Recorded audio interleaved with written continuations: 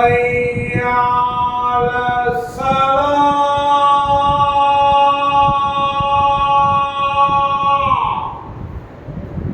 حي على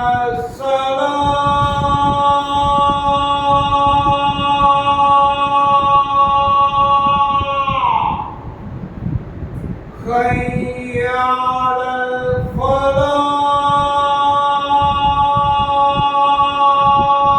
الفلاح حي على الفلاح.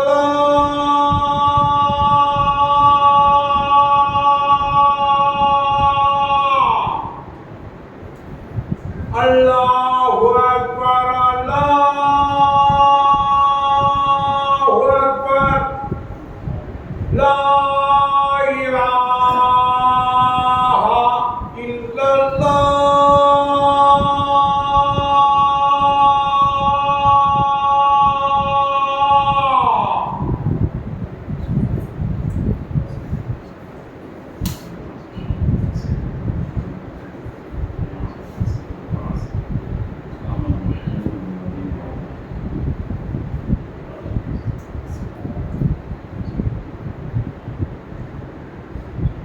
نحمده ونستعينه ونستغفر الله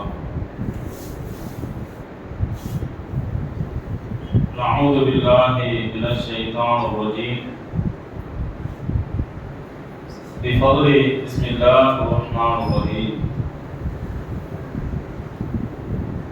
ربي زدني علما ربي زدني علما ربي زدني علما ربي اشرح لي صدري ويسر لي امري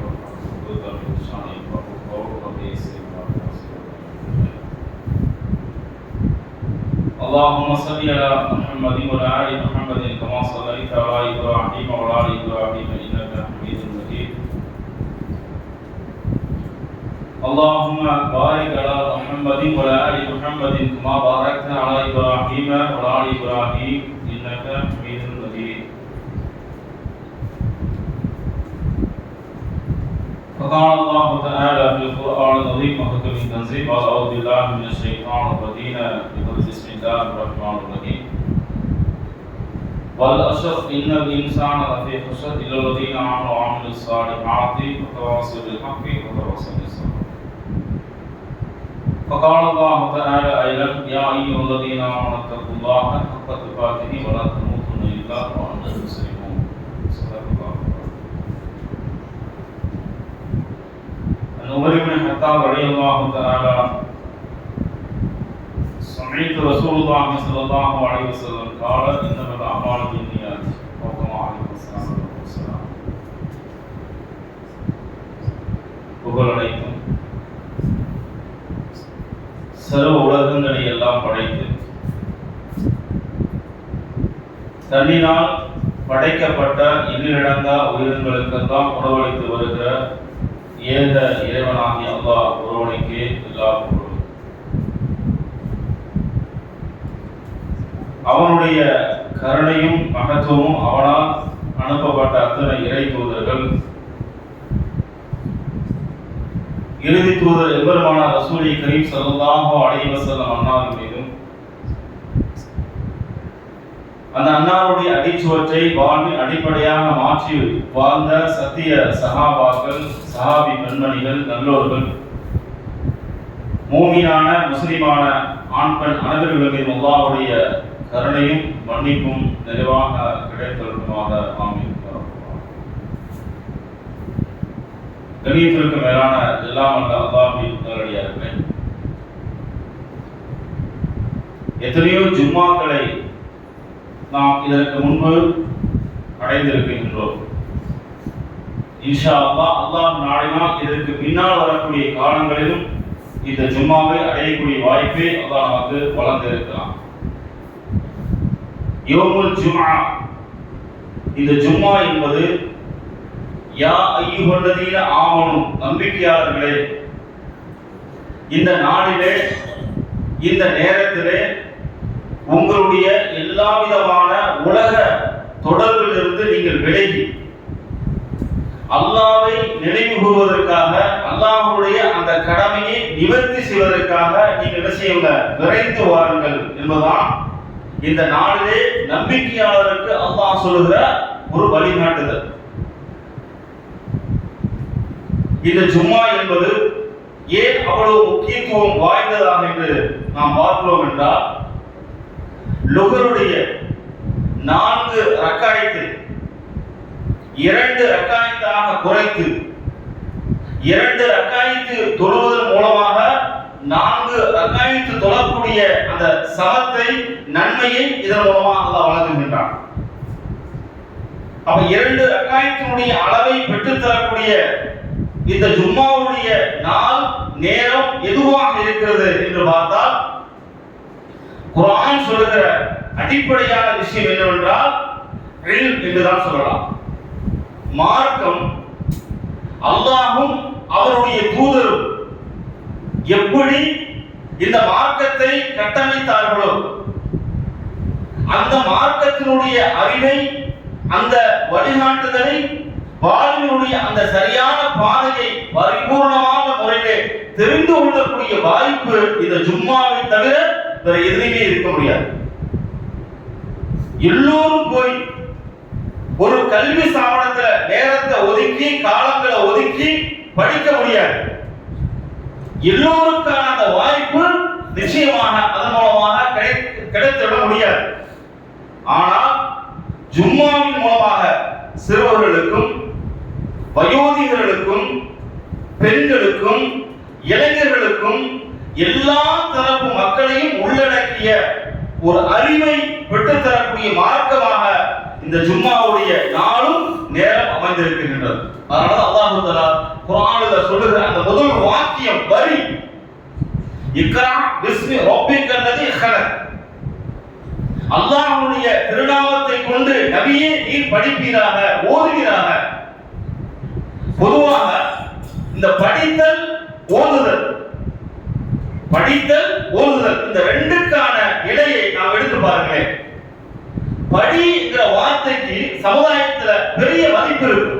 ஸ்கூலுக்கு படிக்க போ, டியூஷனுக்கு படிக்க போ, காலேஜுக்கு படிக்க போ, உலகத்துல எந்த துறைகளெல்லாம் இருக்கிறதோ அந்த துறையை நீ படிக்க போ. அதன் மூலமாக உன்னை வலுப்படுத்திக்கிற முடியும், உன்னை மேம்படுத்திக்கிற முடியும். பொருளாதாரத்துல எல்லா வகையிலுமே நீ முன்னேற்றம் அடைவதற்கான வழி படித்தால் மட்டும்தான் உண்டு. அதனால் நீ படித்தே ஆகும் என்று பச்சை குழந்தையை கூட, பிறந்த குழந்தையை கூட 1 வருஷத்துல கொண்டு போய் படிக்கக்கூடிய இடத்துல விடக்கூடிய சமுதாயமா பார்க்கிறோம். தாய் வேலைக்கு போய், தந்தை வேலைக்கு போய், பிள்ளை பள்ளிக்கு போகக்கூடிய நிலைமை பார்க்கிறோம். ஏன்? படிப்பு என்பது அவசியமானது, அது மிகப்பெரிய முக்கியமானது.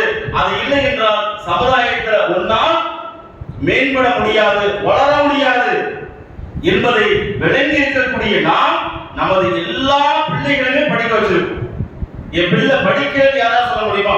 குறைஞ்சபட்சம் இன்றைய காலகட்டத்தில் எடுத்துக்கொண்டா 10th அல்லது 10 +2 இதையாவது படிச்சது. இந்த அறிவு கூட உனக்கு இல்லை என்றால், இந்த கல்வியை கூட நீ பெற முடியவில்லை என்றால் சமுதாயத்தில் உன்னை நிலைநிறுத்திக்க என்று சொல்லி நமது சமுதாயத்தில் இருக்கக்கூடிய பெண்களுக்கும் ஆண்களுக்கும் சமமாக பெண்ணை வேணாம் என்று ஆணை விட்டு அனுப்புறதில்லை. பெண்களுக்கும் ஆண்களுக்கும் சமமாக படி அப்படிங்கிற வார்த்தையை கொண்டு படிக்கக்கூடிய எல்லா வாய்ப்புகளையும் சமுதாயத்தில் ஏற்படுத்தி கொடுக்க தயாராக இருக்கிற நமக்கு, ஆனால் ஓது என்ற வார்த்தை வருகிற போது அது யாருக்கு சொந்தமாயிருது? ஒரு குறிப்பிட்ட மனிதர்களுக்கு சொந்தமாயிருது. ஓதுதல் அப்படிங்கிற இந்த வாக்கியம், ஓதுதல் அப்படிங்கிற இந்த வாக்கியம் யாருக்கு சொந்தமானது? நாம் இங்க இருக்கக்கூடிய சகோதரராகிய நம்மளவே கேட்டு பார்ப்போமே. நாம் எல்லோரும் ஓதி இருக்கமா? நாம் எல்லோரும் ஆபிலா இருக்கமா? நாம் எல்லோருமே மார்க்கத்தை அறிந்திருக்கிறோமா? குர்ஆனுடைய, சுன்னத்துடைய எல்லா விதமான வழிகளை அறிந்தவர்களாக இருக்கிறோமா? இருக்கவே முடியாது. ஏன்னா ஓதுதல் அப்படிங்கிற வார்த்தை குறிப்பிட்ட மனிதர்களுக்கு, குறிப்பிட்ட நபர்களுக்கு சொந்தம். ஆனால் இங்க இருக்கக்கூடிய எல்லோருமே படித்தவர்களா இருக்கும். தமிழ் படிக்க தெரியும், தமிழ் படிக்க தெரிந்த நமக்கு குர்ஆனை படிக்க முடியாததாக இருக்கிறோம். அப்போ படிக்கிறதுக்கு பொருளாதாரத்தை செலவழிக்க தயாராகிட்டோம், நேரத்தை செலவழிக்க தயாராகிட்டோம். ஏனென்றால் அதை பற்றி உண்டான முக்கியத்துவம் நம்மளுடைய மனங்கள்ல, நம்முடைய சிந்தனைகளை ஆழமாக அழுத்தமாக பதியப்பட்டிருக்கு. ஆனால் ஓதுதல் அப்படின்னா எனக்கு 60 வயசு ஆயிடுச்சு, எனக்கு 40 வயசு ஆச்சு, குர்ஆனை ஓத தெரியும். இதுல பெண்களுடைய நிலைமை மிகவும் மோசம், மிகவும் பின்தங்கிய நிலைமை. மார்க்கம் என்பது பெண்களுக்கு போய் சேர முடியாம இருக்கு. ஏன் சேர முடியல?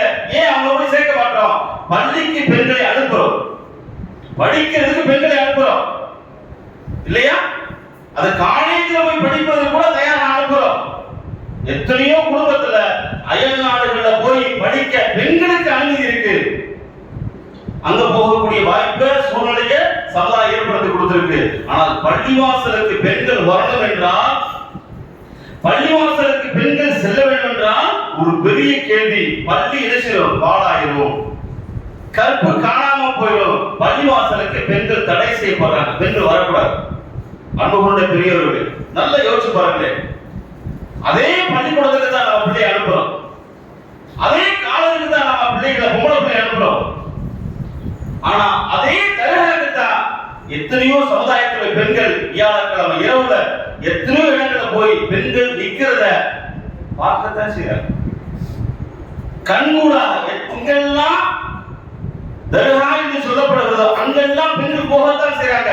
அதை யாரும் தடுத்து நிப்பாட்டல. ஆனால் வரக்கூடிய இடம் கூடாது, வரக்கூடாது என்று சொல்லக்கூடிய உலகத்துல ஒரே இடம் இது, பள்ளிவாசலுக்கு பெண்கள் போகக்கூடாது. இது எவ்வளவு பெரிய சமுதாயத்துடைய பின்னணி யோசிச்சு பாருங்களேன். காலேஜ், ஸ்கூலு, தர்கா, ஷாப்பிங் மால், ஜவுளி கடை, அது ரமலான் சொல்லவே தேவையில்லை. எல்லா இடங்களுக்கும் பெண்கள் போகலாம், அங்க பங்கெடுத்துக்கலாம், அதுல தன்னை ஈடுபடுத்திக்கலாம். ஆனால் இறை இல்லம் என்று வந்தால் அந்த இறை இல்லத்துல காலெடுத்து வைக்கக்கூடிய பெண்களுக்கு மட்டும்தான் அபாயிரத்த சூழ்நிலையை சமுதாயம் உருவாக்கி இருக்கின்றார். அது எவ்வளவு பெரிய கவலையான விஷயம். குர்ஆன் சொல்லுது, ஒரு மூமினீன ஒரு மூமினாத், ஒரு கானிதீன ஒரு கானிதாத், ஒரு சாதிகீன ஒரு சாதிகாத். ரெண்டு பேருக்குமே சமமான நிலையை ஈமான்ல இஸ்லாம் கொடுக்குது. ரெண்டு பேருக்குமே சமமான நிலையை கொடுக்கிறது. இந்த சமமான நிலையை கொடுக்கக்கூடிய இடம் எது? ஜும்மா.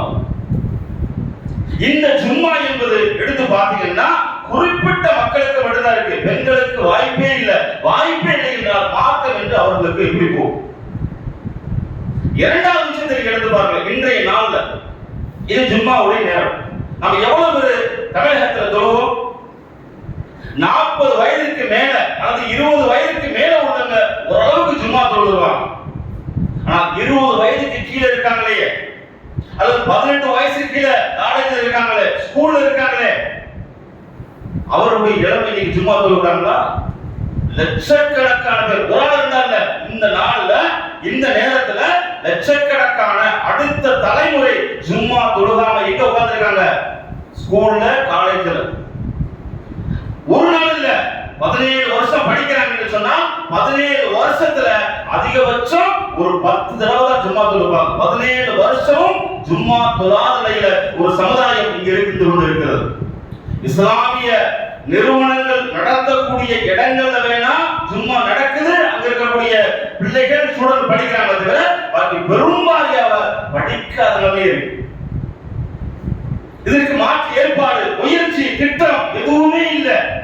காரணம் என்னன்னு சொன்ன அன்புள்ளவர்களே, குறைகளை நாம் சொல்வதோட சமுதாயத்தில் இருக்கக்கூடிய மிகப்பெரிய பின்னடைவான ஒரு நிலை எது அப்படின்னு கேட்டா, நம்மளால என்ன செய்ய முடியும்? கேள்வி என்ன? நம்மளால என்ன செய்ய முடியும்? நம்மளால என்ன செய்யும் அப்படிங்கிறதா நாம் வைத்திருக்கக்கூடிய நிலை. இந்த கேள்வி அல்லாஹ்வுடைய தூதர் பெருமானா ஸல்லல்லாஹு அலைஹி வஸல்லம் இருந்திருக்குமா? தபூக்னு சொல்லக்கூடிய ஒரு யுத்தம் நடக்குது, ஒரு நாட்டுல மிகப்பெரிய விஷயம். அந்த நேரத்துல அல்லாஹ்வுடைய தூதர் பெருமானா ஸல்லல்லாஹு அலைஹி வஸல்லுடைய பெரும் நிலையில வறுமையினுடைய உச்சபட்சம், வறுமையினுடைய உச்சபட்சம், வறுமையினுடைய உச்ச நிலையில இருக்கும்போது கூட அல்லாஹ்வுடைய தூதருடைய நிலை வறுமையில இருந்தாலும் கூட அவங்க நம்பி நம்பிக்கை உச்சபட்சமா இருந்துச்சு. அவர்கள் சொன்ன வார்த்தை வரலாற்றில் இன்று மிகப்பெரிய முக்கியமானது. பெருமானார் ஸல்லல்லாஹு சொல்றாங்க, ரோமத்தையும் பாரசீகத்தையும் நாம் என்ன செய்வோம்? வெல்லுவோம். ரோம பேரரசு என்று சொன்னா இன்னைக்கு சாதாரண கிடையாது. அமெரிக்கா மாதிரி 10 மடங்கு அதிகம். அந்த படையில இருக்கக்கூடிய படை வீரர்கள் மட்டும் கிட்டத்தட்ட 10 லட்சத்திற்கும் மிக அதிகமா இருப்பாங்க. சாதாரணமாக அவ்வளவு பெரிய சாம்ராஜ்யத்தை நிச்சயமாக நாம் வீழ்த்துவோம், இஸ்லாமிய சாம்ராஜ்யம் நிலவும் என்று அல்லாஹ்வுடைய தூதர் பெருமானார் சொன்ன அந்த வார்த்தை உமர் இப்னு கத்தாப் ஆட்சி காலத்தில் நிகழ்ந்துச்சு. எந்த சூழ்நிலையில? பசி. அந்த பசியை போக்கிக் கொள்வதற்கான உணவு கூட இல்லாத நிலையில் கூட பெருமானார் ஸல்லல்லாஹு அலைஹி வஸல்லம் இருந்த நிலை என்ன? நம்பிக்கை. அந்த நம்பிக்கை தான் இன்றைய காலகட்டத்தில் மிக அவசியமானது. அன்புள்ளவர்களே, குர்ஆன் 2 விஷயத்தை சமுதாயத்துக்கு சொல்லுது. 2 விஷயம். இல்லல்லதீன ஆமனு வ அமிலு ஸாலிஹாத்தி. குர்ஆன் 2 சொல்லுது. இல்லல்லதீன ஆமனு நம்பிக்கை கொள், வ அமிலு ஸாலிஹாத்தி நல்ல காரியங்களை செய். நம்பிக்கை எப்போது உறுதிப்படும்? நம்பிக்கை எப்போது மேம்படும்? நம்பிக்கை எப்போது உயர்ந்த நிலை அடையும்? நம்பிக்கை எப்போது அல்லாஹ்வுடைய அந்த இடத்துல மதிப்பு மிக்க ஆகும் சொன்னா செயல்பாடுகளை மாற்று வந்தாதான். வெறுமனே நம்பிக்கை என்பது கண்ணியத்துக்கு மேலாவே அது மாற்றத்தை ஏற்படுத்தாது. ஏன்னு சொன்னால் நம்பிக்கை என்பது பிராணிகளுக்கு இருக்கிறது, நம்பிக்கை என்பது பறவைகளுக்கும் இருக்கிறது, நம்பிக்கை என்பது விலங்குகளுக்கு இருக்கிறது, நம்பிக்கை என்பது மரங்களுக்கும் இருக்கு. அல்லாஹ்வால் உலகத்திலே படைக்கப்பட்ட எல்லா ஜீவராசிகளுக்கும் நம்பிக்கை இருக்கத்தான் செய்கிறது. செயல் வடிவம் அதற்கு இருக்காது. செயல் வடிவம் என்பது மனிதர்களுக்கு மட்டும்தான் இருக்கு. அதனால அல்லாஹ் சொல்றான், லக்கத் ஹலக்னல் இன்சான ஃபீ அஹ்ஸனி தக்வீம். மனிதனை நாம் அழகாக படைத்திருக்கிறோம். அழகாக படைத்த அந்த மனிதன் இல்லல்லதீன ஆமனு நம்பிக்கை கொள்ளணும். நம்பிக்கைக்கு அடுத்து நல்ல செயல்பாடுகள் நம்ம இடத்துல இருக்கு. இன்னைக்கு இஸ்லாமிய சமூக மக்கள்கிட்ட அதிகமா இருப்பது கேட்டா நம்பிக்கை இருக்கிறது. அல்லாஹ்வை நம்புறோம், மறுமையை நம்புறோம், குர்ஆனை நம்புறோம், தூதர்களை நம்புறோம், மௌத்துக்கு பின்னாடி ஒரு வாழ்க்கை இருக்கு நம்புறோம். இதையெல்லாம் நம்புகிற ஒரு சமுதாயம் தான் செயல்படுவது இல்லாமல் இருக்கிறது. நம்பிக்கை வலுவாக இருக்கிறது, நம்பிக்கை மாற்றம் இல்லை. நம்பிக்கை கொண்ட ஒரு மனிதனை கூப்பிட்டு அவர் 10 லட்சம் ரூபாய் தரேன் இஸ்லாத்தை விட்டு வந்துருன்னா வந்துருவாரா? வரமாட்டார். இந்த 10 லட்சம் ரூபாய் எனக்கு தேவையில்லை, இஸ்லாம் தான் எனக்கு தேவை. இது ஆச்சரியக்கூடிய விஷயம் என்ன? ஜும்மா கூட தொழுகாத எத்தனையோ முஸ்லிம்களை பார்க்கிறோம். வாழ்நாள்ல ஈது மட்டும் தான் தொழுவாங்க, ஜும்மா தொழ மாட்டாங்க. சிலர் பார்த்தீங்கன்னா ஜும்மா தொழுவாங்க, 5 வக்த் தொழுகை இருக்காது. எந்த பள்ளிவாசலுக்கு போனாலும் சரி, அது குறிப்பாக பஜன் நேரத்துல நீங்க பாத்தீங்க சொன்னா ஒரு சஃப்ல 4 பேர் 5 பேர் தான், பாக்கி ஊர் 3000 பேர் இருக்கலாம். பள்ளியில எத்தனை பேர் பஜருக்கு பார்த்தா 5 பேர் 10 பேர், ஒரு சஃப் 2 சஃப் அவ்வளவுதான். 3000 பேர்ல 300 பேர் கூட தொழ மாட்டாங்க பஜர். ஆனா அவர் மூமினாகத்தான் இருப்பார். கேள்வி என்னன்னா, நம்பிக்கை கொண்டிருக்கோம், அல்லாஹ் தான் ஒருவன் என்று சொல்கிறோம், ஆனா என்னால காலையில எழுந்திருக்க முடியும்.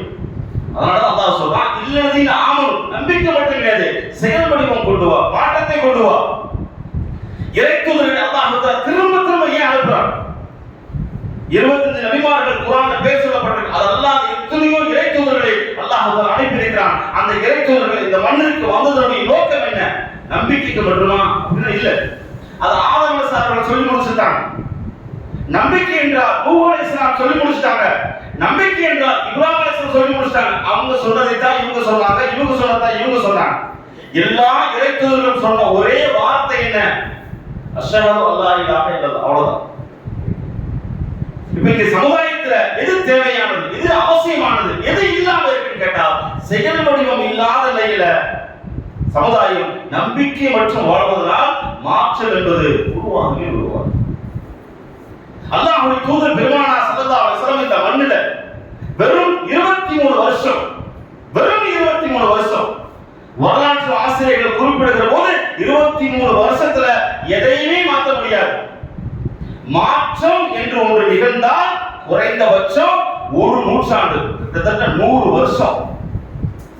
100 வருஷம் ஒரு மனிதன் உழைத்தாதான் மாற்றத்தையே கொண்டு வர முடியும் என்று வரலாறு சொல்லுகிற நேரத்தில் வெறும் 23 வருஷம். அந்த 23 வருஷத்துல 13 வருஷம் அல்லாஹ்வுடைய தூதர் பெருமானார் ஸல்லல்லாஹு அலைஹி வஸல்லம் மக்காவுல கற்றுக் கொடுத்தது தெரியுமா சஹாபாக்களுக்கு?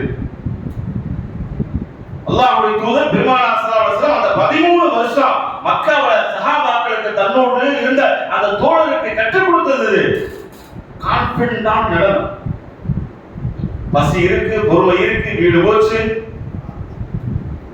கொடூரமான முறையில் கொலை செய்யப்படுறான், வீட்டை பறிச்சுக்கிறான், எத்தனை விதமான இழப்புகள் ஏற்பட்டாலும் தன்னுடைய நிலையில கொஞ்சம் கூட தடுமாறாம உறுதிமிக்க தோழர்களை அல்லாஹ்வுடைய தூதர் பெருமானார் ஸல்லல்லாஹு அலைஹி வஸல்லம் உருவாக்கினார். நீங்க குர்ஆன் எடுத்து பாருங்க, நோன்பு எப்ப கடமையாக்கப்படுச்சு? மக்காவுல இருக்கும் போதா? இல்ல. 13 வருஷம் இறை தூதராக இருந்தாங்க மக்காவுல, நோன்பு கடமை இல்ல. 13 வருஷம் மக்காவுல இருந்தாங்க, யுத்தம் கடமை கிடையாது. 13 வருஷம் அங்கதான் இருந்தாங்க, ஜகாத் கடமை இல்ல. ஏன்? இதையெல்லாம் துவக்க நிலையில அந்த நம்பிக்கையாளருக்கு அல்லாஹ் கொடுக்கவே இல்லை. உறுதிமிக்க நிலையில அல்லாஹ் அவர்களை என்ன செஞ்சான்? அப்படியே உருவாக்கி நினைச்சான். அப்படித்தான் பெருமானார் ஸல்லல்லாஹு அலைஹி வஸல்லம் உருவாக்கினான். மதீனா வந்ததற்கு பின்னாடிதான் ஒரு நோன்பு, ஜகாத், இதர எல்லா விதமான இபாதத்துகளுடைய அடிப்படை கடமையாக்கப்படுச்சு. பாக்கி பெரும்பாலியா பாத்தீங்கன்னா நம்பிக்கை சார்ந்து இருந்தாங்க.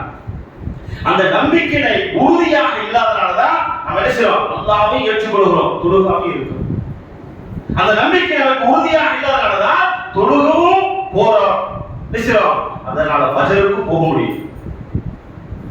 ஏன்னா நம்முடைய நிலையில, நம்முடைய சிந்தனையில எல்லாமே மாறியும் நினைக்கிறோம். எல்லாமே மாறினா அது எப்படி மாறும்?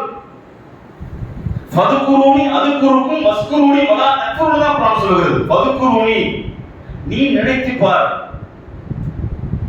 அல்லாஹ் குர்ஆன்ல நான் உன்னை நினைத்துக் கொண்டிருக்கிறேன், நான் உனக்கு ரிஸ்க் அளிக்கிறேன், நான் உனக்கு எல்லாமே உனக்கு கொடுத்துட்டு தான் இருக்கிறேன், நான் கொடுக்காம கிடையாது. நான் வந்து உட்கார்ந்து இருக்கேன், நான் சுவாசிக்க காற்று நமக்கு கேட்காம கிடைச்சிட்டு தான் இருக்கு. இந்த சூரியன் இன்றைய பொழுது உதயமா இருக்குன்னா அல்லாஹ் கேட்காமையே கொடுத்துட்டு தான் இருக்கிறான். இந்த சூரியன் உதயமா இருக்குன்னா இன்றைய நிலைமை என்ன? பாருங்க. அப்ப இயற்கையில அல்லாஹ் படைத்த எல்லாவற்றிற்குமே மனிதன் அனுபவித்துக் கொண்டிருக்கிறான். அதனால அல்லாஹ் சொல்றான், ஃபதுகுருனி, நீ அல்லாஹ்வை நினைச்சு பார், அதுக்குருக்கும் அல்லாஹ்வை நினைப்பான். அப்ப அல்லாஹ் எல்லாவற்றையும் நமக்கு வழங்கிட்டான். நம்ம தயார்படுத்த முடியல. காரணம் கேட்டா நாம என்ன செய்ய முடியும்? என்னால என்ன செய்ய முடியும்? ஏன்னா இங்க இருக்கக்கூடிய பெரிய பிரச்சனைனா மிகப்பெரிய பலவீனம் நம்மளை ஆட்கொண்டு மிகப்பெரிய அடிமைத்தனத்துக்கு நாம் ஆட்படுத்தப்பட்டிருக்கோம். மிகப்பெரிய பின்னடைவான சூழ்நிலைக்கு நம்முடைய மனம் தள்ளப்பட்டிருக்கு. அதனாலதான் அது மீண்டு வருவது மிகப்பெரிய கஷ்டமாக நிலையா இருக்கு. ஆனா பெருமானார் ஸல்லல்லாஹு அலைஹி வஸல்லம் அந்த தோழர்கள் நீங்க எடுத்து பாத்தீங்கன்னா மக்காவில இருந்து இடம்பெயர்ந்து மதீனா போன அந்த காலகட்டத்துல எதையுமே எடுத்துட்டு போல,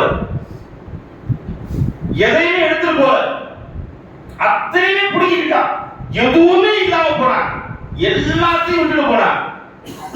அவர்கள் நம்பினது ஒன்றே ஒன்றுனா அல்லாஹ் இருக்கு. அல்லாஹ்வுடைய தூதர் பெருமானார் ஸல்லல்லாஹு அலைஹி வஸல்லம் நம்மோடு இருக்கிறோம். அந்த ஈமானை தான் நம்ம உறுதியா நம்புறாங்க. அதனாலதான் அவங்கனால குறைந்த காலகட்டத்தில் வெறும் 9 வருஷத்துல இருந்து 10 வருஷம் தான், 10 வருஷத்துல அவ்வளவு விதமான எழுச்சி. அந்த எழுச்சிக்கான அடிப்படை காரணம் என்ன? அவர்கள் இடத்துல இருந்த அந்த நம்பிக்கை தான். இப்ப நம்மளே பாருங்க, வீட்டுல பிள்ளைகள் இருக்கும், ஏன் இப்ப பார்த்தா திட்டிகிட்டே இருக்கும், மனைவியை இருந்தா அவச்சொல்ல சொல்லிட்டே இருப்போம், கணவனை பார்த்தீங்கன்னா மனைவி அவச்சொல்ல சொல்லிட்டே இருப்பாங்க. இந்த அவச்சொல்லுங்கிறது ஆரோக்கியமற்றது. ஒரு மனிதனுக்கு நாம் சொல்ல வேண்டியது நம்பிக்கை சார்ந்த வார்த்தைகளை தான் திரும்ப திரும்ப இஸ்லாம் பயன்படுத்துகிறது. பலகீனமுடைய நம்பிக்கை இல்லாத வரிகளை, வார்த்தைகளை சொல்லுவதே நம்மள பலகீனப்படுத்தும். இன்று மூமின்கிட்ட இருக்கிறது நீங்க எடுத்து பாத்தீங்கன்னா, அது குறிப்பா தமிழகத்துல செல்வம் இருக்கு, படிப்பு இருக்கு, இவ்வளவு பெரிய சமுதாயம் இருக்கு. ஆனா சமுதாயத்துல அல்லாஹ்வுடைய உதவி கிடைப்பாது. ஒட்டுமொத்த இந்திய சமூகத்திற்கு ஏன் அல்லாஹ்வுடைய உதவி கிடைக்கல? காரணம் என்ன? மனிதனாக பிறந்து பெரும் பாவங்களை செய்த அந்த சஹாபாக்களை தான் அல்லாஹ் தஆலா குர்ஆன்ல சொல்றான், ரலியல்லாஹு அன்ஹு வ அன் தாலிக இப்னு ஹுசைர். யார் வரலாற்றை நாம் எடுத்து பார்த்தா கலீஃபா உமர் இப்னு ஹத்தாப் அவர்கள் தன்னுடைய சொந்த பெண் குழந்தையை தானே குழியை தோண்டி புதைத்தவர்கள் தான் அந்த உமர். தன்னுடைய பெண் குழந்தையை புதைத்துட்டு அதை கண்டு நிறைவடைந்த வாழ்க்கையை வாழ்ந்தவர்கள் தான் அவர்கள் தான். இஸ்லாமிய அந்த எழுச்சி, அந்த ஹிதாயத் அவர்களுக்கு கிடைச்சதுக்கு பிறகு அதை நினைச்சு அவ்வளவு வேதனைப்பட்டாங்க. எழுத்தறிவு இல்லாதவர்கள் தான் ஒவ்வொரு காத்தார் அவர்கள். ஆனால் 12 வருஷம் நேர்மையான ஒரு ஆட்சியை பண்ணாங்கன்னா அதற்கு காரணம் என்ன? இதெல்லாம் குர்ஆன் சொல்லுகிறது. அல்லாஹ்வுடைய தூதருடைய வாக்குன்னு நம்ம பெற முடிகிறது. கண்ணியத்திற்கு மேலான அல்லாஹ்வுடையவர்களே, நமக்கு இன்றைய தேவையான விஷயம் என்ன? அல்லாஹ் விரும்புகின்ற, அல்லாஹ் நேசிக்கிற, அல்லாஹ் எதிர்பார்க்கக்கூடிய செயல் வடிவமுடைய மனிதர்கள் இந்த உலகத்தில் இல்லை. நம்பிக்கையோட இருக்கிற முஸ்லிம்கள் யாரு? ஒருத்தர் மௌத்தாயிட்டாரு, இன்னாருடைய மகன் இன்னார் இறந்து விட்டார், ஜனாசா இத்தனா இந்த நேரத்தில் அடக்கம் செய்யப்படும், பள்ளி வாசல்ல இருக்கு, பேர் இருக்கு, அரசாங்கத்துடைய கெஜெட்ல பேர் இருக்கு. ஆனா அல்லாஹ் மறுமையில வாசிப்பான ஒரு கெஜெட், அந்த கெஜெட்ல அதுல இவனுடைய பேர் மூமின் நிலையில வருமா? ஏன்னா இந்த குடியாரன் மூமின் தான் வாசிக்கிறாங்க, வட்டி வாங்குறாங்கல அவருக்கு மூமின் தான், தவறான பழக்கம் என்ன அவருக்கு யாரு? முஸ்லிம் தான். எவ்வளவு பாவங்கள் செஞ்சாலும் அவருக்கு பேர் என்ன? பள்ளிவாசல் அரசுடைய கெஜெட்ல முஸ்லிம் தான். குர்ஆன் அப்படியா சொல்கிறது? இல்லல்லதீன ஆமனு வ அமிலு ஸாலிஹாத்தி, நம்பிக்கை கொண்டு நல்ல காரியங்கள் செய்யணும். யா அய்யுஹல் ஆமனு இத்தகுல்லாஹ ஹக்க துகாத்திஹி வ லா தமூதுன்ன இல்லா வ அன்தும் முஸ்லிமூன். நீ அல்லாஹ்வுக்கு பயப்படணும், அல்லாஹ்வுக்காக வாழணும். அப்படி இருந்தாதான், அது மட்டும் இல்லாம வாழ்ந்து முடிச்சிட்டு நீ மௌத்தாகும் போது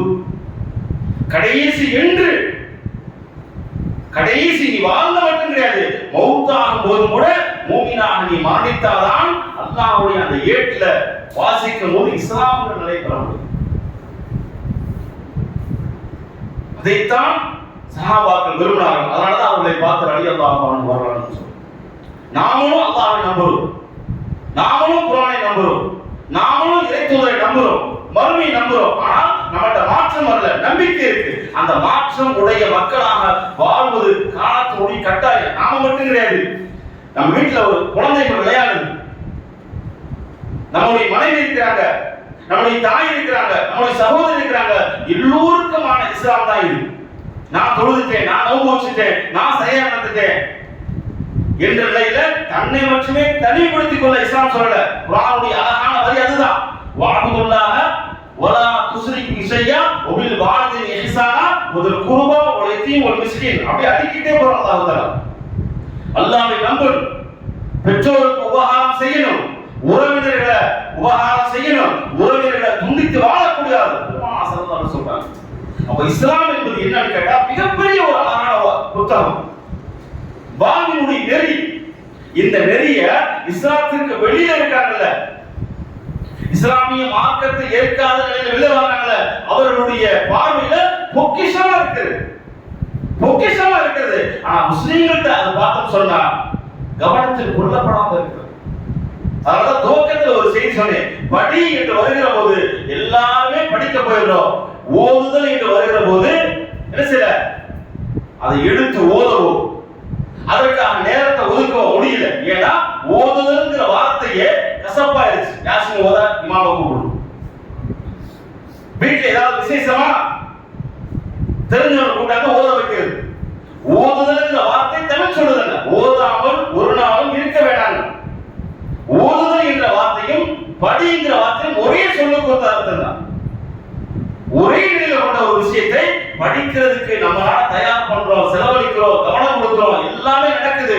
ஓதுதல் என்ற வருகிற போது குர்ஆன் பழக்கப்பட்ட நிலையில இருக்கு, திறந்த புத்தகமாகவே இல்லை. வீட்டுல டிவி ஓடுறது, போன் ஓடிக்கிட்டே இருக்கு, எத்தனையோ பத்திரிகைகளை படிக்கிறோம். ஆனா குர்ஆனை எடுத்து படிக்கக்கூடிய நிலையில நான் இல்ல. அதான் உள்ள பிரச்சனை. நம்முடைய குடும்பம் இல்ல, நம்முடைய உறவுட்டை இல்ல. பள்ளிகளை நீங்க எடுத்து பாருங்க, எத்தனையோ பள்ளிகள் இருக்கு, நல்லா பாருங்க. மௌலுத சிறப்பா ஓதக்கூடிய மக்களை பார்க்கிறோம், மௌலுத சிறப்பா ஓதக்கூடிய பார்க்கிறோம். எல்லா பள்ளிகளிலும் ஃபஜ்ருக்கு பிறகு அமல்கள் சில வாசிக்கணும், பார்த்திருக்கீங்களா? பார்த்திருப்பீங்க. இந்த முன்கவு ஹதீஸ் சொல்லுற கிதாப் இருக்கு, அதை வாசிப்பாங்க. குர்ஆன் என்ன பள்ளியிலும் படிக்கப்படாது. ஏன்? குர்ஆன் அரபியினுடைய நிலையில அப்படிதான் இருக்கு. குர்ஆன் படிக்கக்கூடிய இடத்துல பள்ளிவாசலே இல்லைன்னு போது வீடு எப்படி வரும்? அப்ப குர்ஆனை படிக்காத நிலையிலே சமுதாயம் வராத போது அதை பின்பற்றிய இடத்துல எப்படி வரும்? ஆனால் சஹாபாக்களுடைய வாழ்க்கையில, நபிமாருடைய வாழ்க்கையில, மூமின்களுடைய வாழ்க்கையில குர்ஆன் தான் எழுச்சியாக இருந்துச்சு. ஒரு குர்ஆனுடைய வசனம் தான் உமர் ரலியல்லாஹு அவர்கள் இஸ்லாத்தை ஏற்றுக்கொண்டதுக்கு காரணமா இருந்துச்சு. நஜ்ஜாஷ் மன்னர் சஹாபாக்களுக்கு உதவி செஞ்சதுக்கு ஒரே ஒரு குர்ஆனுடைய வசனம் தான் காரணமா இருந்துச்சு. குர்ஆனை படிக்கணும். அப்படிப்பட்ட குர்ஆன் பின்பற்றப்படணும், படிக்கப்படணும், அதோட விஷயங்கள் ஆய்வு செய்யப்படணும். அடுத்த தலைவருக்கு கொண்டு போய் சேர்க்க வேண்டிய பொறுப்பு இமாம்களுக்கு இல்ல, மதரசால படிச்சு வராங்களே அவங்களுக்கு இல்ல. எனக்கு நான் தந்தை, எனக்கு இருக்கு. பெண்களாக இருந்தால் நான் தாய், எனக்கு இருக்கு என்ற நிலைக்கு வருகிற பொழுதுதான் மாற்றம் வருவது. யாராவது ஒருத்தர் ஜும்மால வந்து பயான் பேசுறதுனாலயோ, யாராவது ஒரு சிறப்பு பயானங்கள் ஏற்படுத்தினாலயோ மாற்றம் என்பது உருவாகவே உருவாது. அதெல்லாம் கல்ச்சரா மாறிட்டு போயிடும். என்னுடைய குடும்பத்தில் எனக்கான மாற்றத்தை கொண்டு வருவது என் மீது பொறுப்பு என்ற நிலையில் எவர் முடிவெடுக்கிறாரோ, எவர் உள்ளத்துல அந்த சின்னத்துக்கு ஆட்படுத்தப்படுறாரோ, அதற்கான செயல் வடிவத்தை எவர் கொடுக்கிறாரோ அப்போதான் மாற்றம் என்பதை விளக்கி அந்த சுன்னத்தான நபிநாசருடைய வழியிலே வாழ்ந்து மாற்றத்தை உருவாக்கி முஸ்லிம்களாக வாழக்கூடிய பாக்கியத்தை அல்லாஹ் தஆலா உங்களுக்கு எனக்கு நிறைவாக தந்தருள்வானாக. ஆமீன்.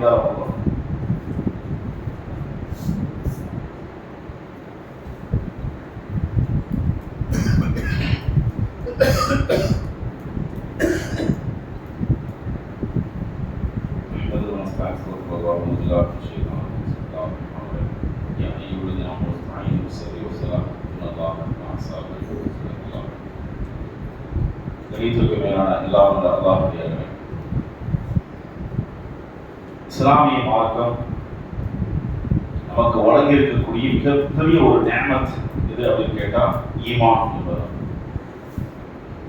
நாம் மிகப்பெரிய தியாகத்தை செஞ்சு இந்த இஸ்லாத்தை நம்ம வரல. நம்முடைய மூதாதையர்கள், நம்முடைய தந்தை இஸ்லாமியனாக இருந்ததுனால அந்த மார்க்கத்துல தொடர்ந்து இருக்கக்கூடிய வாய்ப்பெல்லாம் நமக்கு வழங்கியிருக்கு. பெரும் தியாகங்களை இன்னும் நம்ம செய்யல. தியாகங்கள் செய்யாதனாலதான் அதனுடைய மகத்துவத்தை இன்னொன்னு சில விலகிக் கொள்ள முடியும். இஸ்லாம் என்பது 2-3 கலாச்சாரங்களை மற்றும் நிவர்த்தி செய்ய முடிவதல்ல.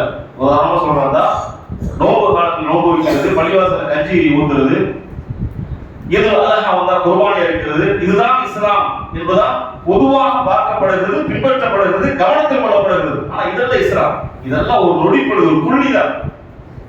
இஸ்லாம்னா என்ன, அதற்கான நிலையை பற்றி அல்லாஹ் எப்படி சொல்றான்? வஅமுரு அஹ்லக பிஸ்ஸலாத். அல்லாஹ் சொல்றது உன்னுடைய குடும்பத்தை தொழுகை கொண்டு ஏவுகிறாங்க. ஸலாத்துங்கிற வார்த்தை, தொழுகை, ஸலாத்துனா நம்ம என்ன நினைப்போம்? 5 வக்து தொழுகை, ஜும்மா தொழுகை, ஈத் தொழுகை, இதுதான் ஸலாத்துங்கிறதுக்கு நாம விளக்கி வச்சிருப்போம். ஆனா இது மட்டும் கிடையாது. சலாம் அப்படிங்கிற வார்த்தைக்கு பொறுத்தப்பட்டையும் இதையும் தாண்டி மொத்த குடும்பமும் இஸ்லாமிய அந்த நெறிக்குள்ள உருவாக்கம் அல்ல. அதுதான் இன்னைக்கு தேவை. அதான் வஹுமுல் அஹ்லக, உன்னுடைய குடும்பத்தை இஸ்லாமிய அந்த நிலைக்குள்ள கொண்டு வருவதனுடைய துவக்க நிலையாக பார்த்தோம்னா குறைஞ்சபட்சம் நம்முடைய வீடுகள்ல குர்ஆன் படிக்கப்படும், குர்ஆன் வாசிக்கப்படணும். குர்ஆனுடைய வார்த்தைகளை வீட்டுல செவிமடுக்கக்கூடிய தன்மையை நாம தான் உருவாக்கணும். டெய்லி அது வாரத்துல ஒரு முறையாவது நம்ம வீடுகள்ல குர்ஆன் படிக்கப்படும். நீங்க பாத்தீங்கன்னா காலையில இருந்து நைட் வரை டிவி ஓடிட்டு தான் இருக்கு. எத்தனையோ அசிங்கமான வெறுக்கத்தக்க காட்சிகள் வந்தா கூட அதை கூட நம்ம செஞ்சது இது தவறு என்று விளங்கிக் கொள்ள முடியாத அளவுக்கு மனம் பக்குவப்பட்டுச்சு. ஒரு காலத்துல டிவி பார்த்தா வெறுக்கத்தக்க காட்சி வந்தா மாத்திடுவாங்க, நீங்க மாத்த கூட முடியாது. ஏன்னா மனம் பக்குவப்பட்டுச்சு. எல்லா தவறுகளையும் ஏற்றுக்கொண்டு வாழக்கூடிய அளவுக்கு மனம் பக்குவப்பட்டுட்டா நம்முடைய நிலைமை பாத்தீங்கன்னா சொல்றாங்கல்ல, ஹயா, வெட்கம் என்பது மிக முக்கியமானது. வெட்கம் மனிதனிலிருந்து நீக்கப்பட்டுச்சுன்னா எந்த தப்பு செஞ்சாலும் அவனுக்கு தெரியாது. எவ்வளவு பாவம் நடந்தாலும் அவனுடைய அறிவுக்கு புலப்படாது. அப்படித்தான் வீடுகள் முழுக்க நீங்க போன், டிவி என்று வந்து எல்லா விதமான அசிங்கங்களும் இங்க நடக்குது, வீட்டுல தான் நடக்குது. காட்சியா இருக்கு, அவ்வளவுதான்.